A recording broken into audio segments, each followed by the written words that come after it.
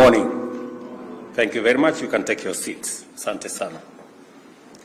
Allow me to take this opportunity on behalf of the government and people of Kenya to welcome friends and partners who have come from far and wide to attend this very important summit, to join the governor of Kisumu, Professor Anyang' Nyong, who has warmly welcomed all of you to Kisumu, in welcoming all of you to Kenya.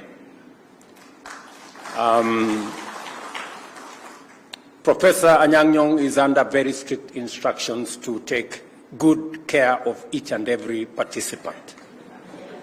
And if for one reason or another he does not, please report him to me.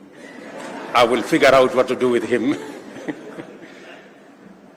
But I am privileged to have this opportunity on behalf of the people and government of Kenya to welcome all of you to this famous Lake City, to the 4th African Sovereign Networks Conference. I am grateful to the governor of Kisumu, Professor Peter Anyang' Nyong, for the excellent preparation that have gone into hosting this event and the partnership that they have put together with Afreximbank.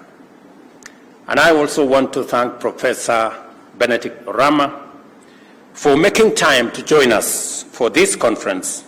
Your presence here, Benedict Orama, is yet another example of the unique approaches that the bank under your leadership employs in order to deepen its footprint by engaging with shareholders throughout the continent, including subnational entities like Afri-cities and devolved governments like that of Kisumu.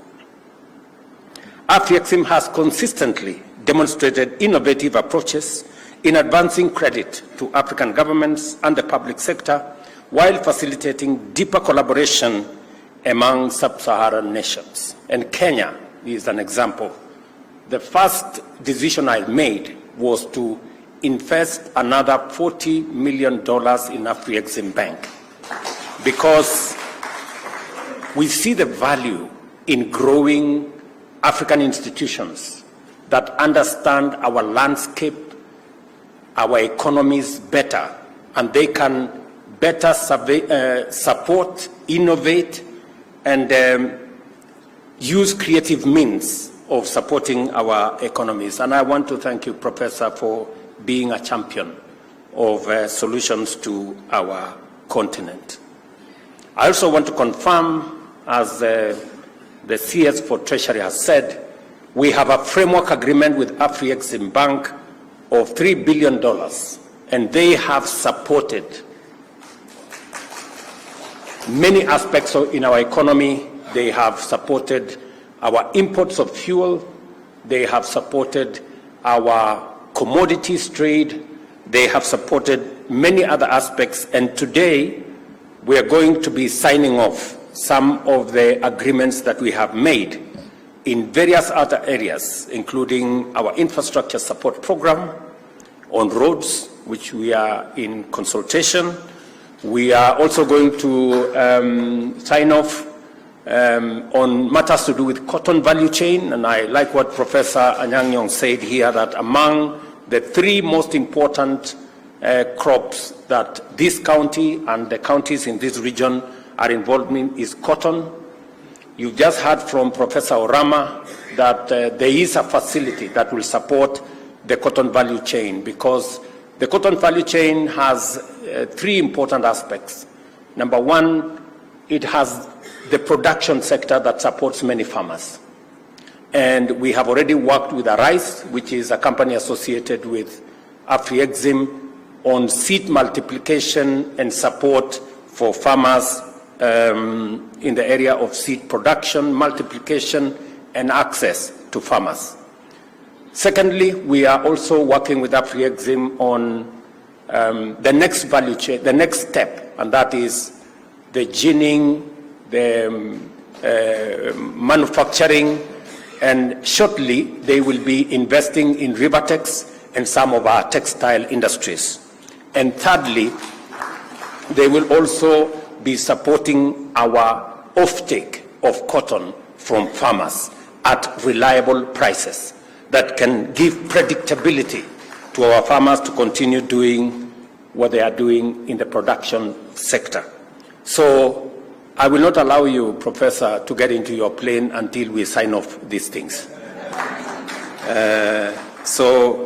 These are some of the items that we have in consultation, because this spirit of innovation aligns seamlessly with the aspirations of the Africa Continental Free Trade Area, creating a dynamic network of ambitious, future-ready institutions and governments. Such collaboration will drive transformative engagements at the grassroots level, enabling Africa to achieve an unparalleled position in the global value chains and make substantial contribution to their bottom-up transformation.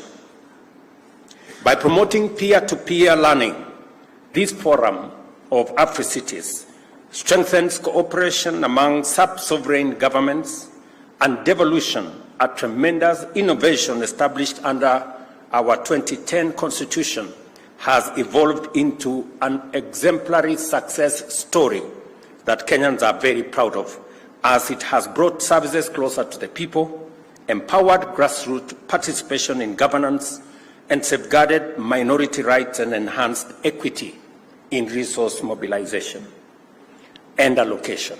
And I want to agree with the CS Treasury that we have made as a government a conscious decision that we will go out of our way to support devolution and to make sure that there is timeless release of resources to the counties. Although there has not been any framework, we decided that we will get an advisory from the Attorney General to allow us to support counties, even as the other formalities and constitutional imperatives are being met. I have also agreed with the leadership of Parliament that Parliament will not go into recess unless they conclude both DORA and CARA. And I think I have it on the authority of both leaders of majority and both speakers that we want to conclude that exercise so that we allow the counties to execute their mandate without unnecessary roadblocks. Afrexim as a Pan-African multilateral institution was envisioned by African leaders as a bold and innovative mechanism to address Africa's unique financing needs. Its initiatives, such as the Pandemic Trade Impact Mitigation Facility and the Fund for Export Development in Africa, exemplify its commitment to mitigating economic shocks, fostering sustainable industrialization, and radically enhancing intra-African trade. These initiatives underscore Afrexim's pivotal role in driving the continent's economic transformation and achieving a sustainable and inclusive growth trajectory.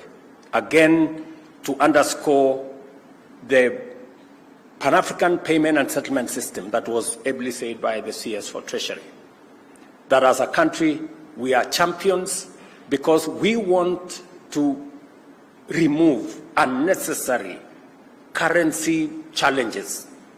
Professor tells us we lose about $5 billion every year on just exchange rate losses because of moving from one currency to another, from one country to another.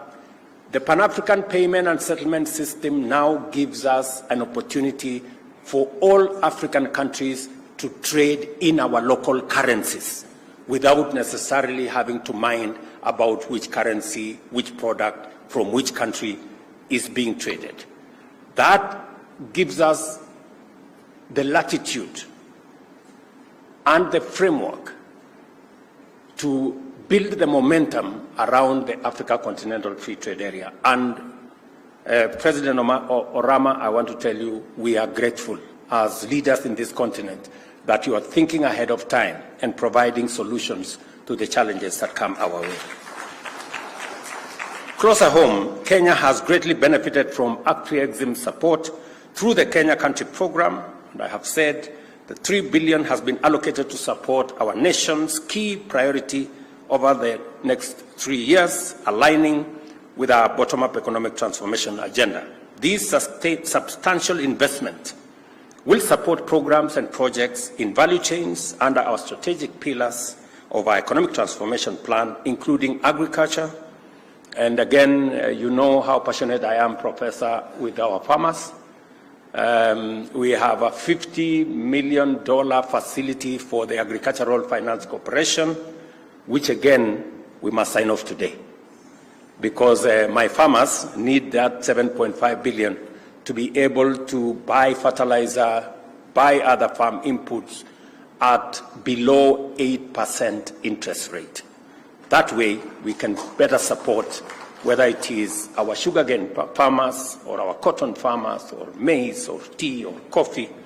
I'm told by my team that all has been agreed upon, and Mbadi, please, you better have ink in your pen so that we can sign this off today. Together with our medium and small and micro enterprises, the digital superhighway, the creative economy, and industrialization sectors, as well as securing critical commodities such as petroleum, rice, and fertilizers. Again, as Professor Orama said, and CS Treasury has said, the whole ecosystem of creating jobs around our special economic zones. We have now 7 new special economic zones. 1 in Dongokundu, 1 in Kirinyaga, 1 in Thika, 1 in Eldoret, here in Kisumu, 1 in Busia.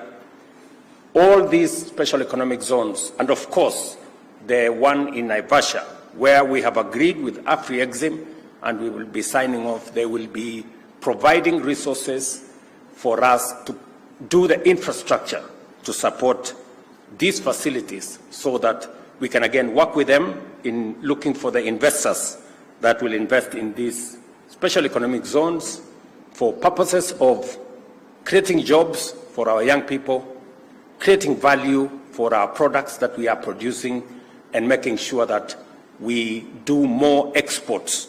And among the crops we are targeting for export going into the future, as opposed to import, is sugar. As I said, this year we were blessed. We produced more sugar than we consume for the first time in many years. And I'm looking forward to carrying out additional reforms in that sector. We've just passed the sugar law that is now going to provide greater space and a better focus on matters policy to support the whole industry in this region, so that instead of spending a lot of our money importing stuff, including sugar, we will instead be looking at mechanisms of export. And the partnership we are putting together with Afreximbank will help us unlock that potential. Africa continues to face a deep economic crisis caused by a variety of complex challenges, ranging from slowing global trade, rising energy costs, and high food prices.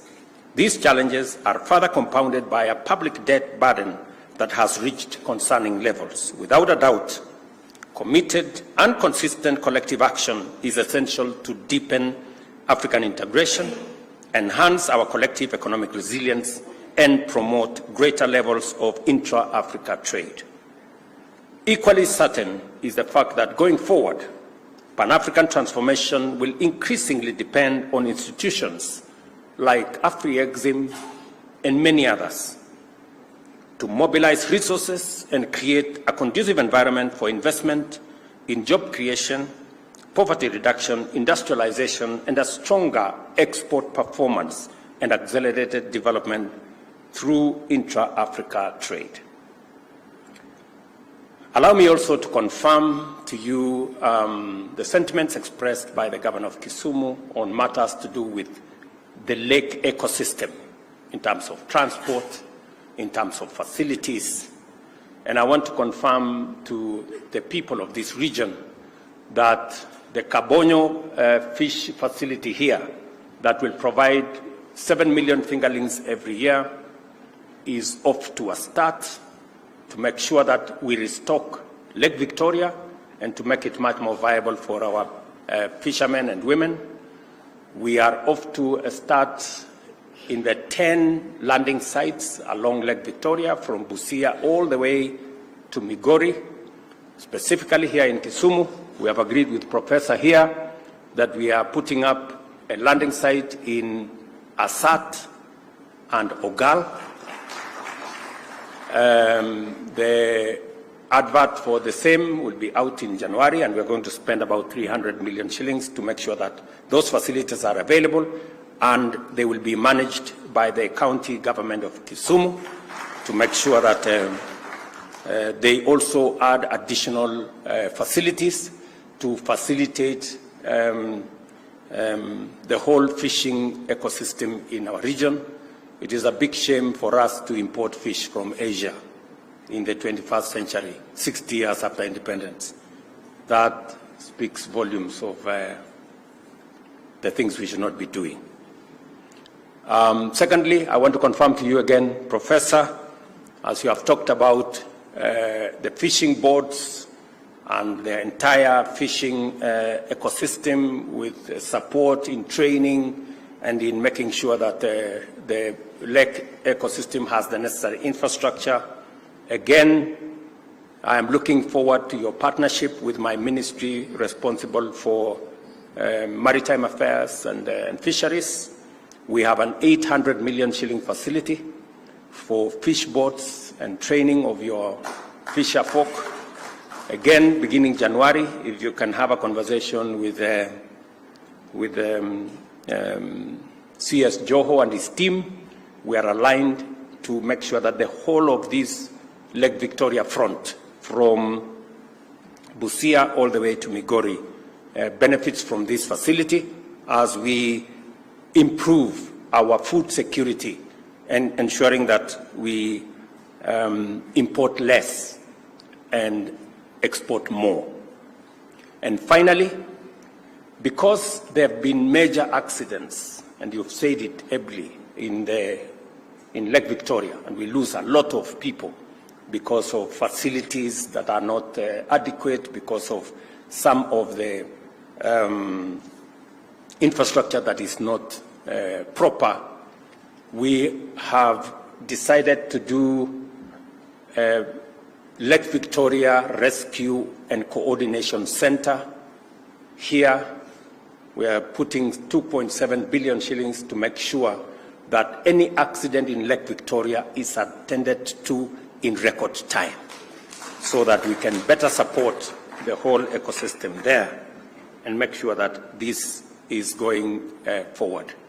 Allow me to say one more thing. I think Professor has ably said that this city can also provide a destination for conferencing and other facilities. And we need to leverage on the tourism assets that are available in Kisumu and the whole of this lake region.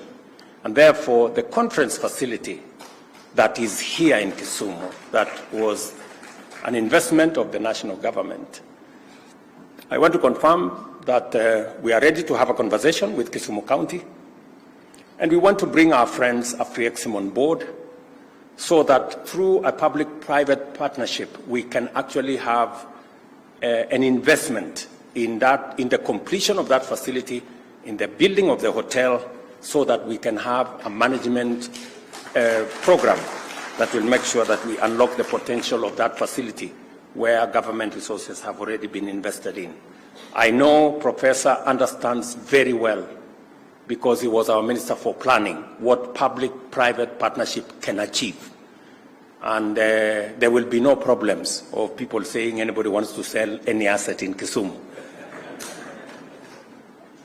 So I look forward, Professor, to having that engagement so that we can bring in the private sector to work with us to unlock the potential in some of these infrastructure facilities as we go into the future. Ladies and gentlemen, I want to, in a very special way, thank Professor Orama and team, people from Shelter Afrique and team, and my good brother, the Secretary General, for what they are doing. As I confirmed to you, the Ministry of Devolution, which is handled at the office of my Deputy President, and the PS is here, We're going to unlock the issues that you have raised about the Secretariat in Nairobi. And I also want to confirm to you, Kenya's leadership on matters to do with urban poor is on course. Right here in Kisumu, we are doing affordable housing. We have the first 2,500 units under construction. We have another 10,000 units under procurement in Kisumu County and 50,000 units along the 5 counties in this region. We have a big program on making sure that because the future is urban, we must prepare for it. And we must provide the infrastructure so that our urban areas do not become slums or places of poverty, but becomes active ecosystems of young people to get jobs and for us to move into the future. So our leadership on that front is on course. And when I am called upon to make a report under BICRAP, I will have a good report. You don't have to worry. Thank you very much, ladies and gentlemen, for attending this conference. I wish you fruitful deliberations and encourage you to take some time out of your busy schedules to enjoy the delightful attractions of our Lake City. The 4th Sub-Sovereign Network Conference is now opened. Thank you very much. God bless you, and God bless our country, Kenya. Asanteni sana. Thank you very much, Your Excellency. If I may request Your Excellency for a quick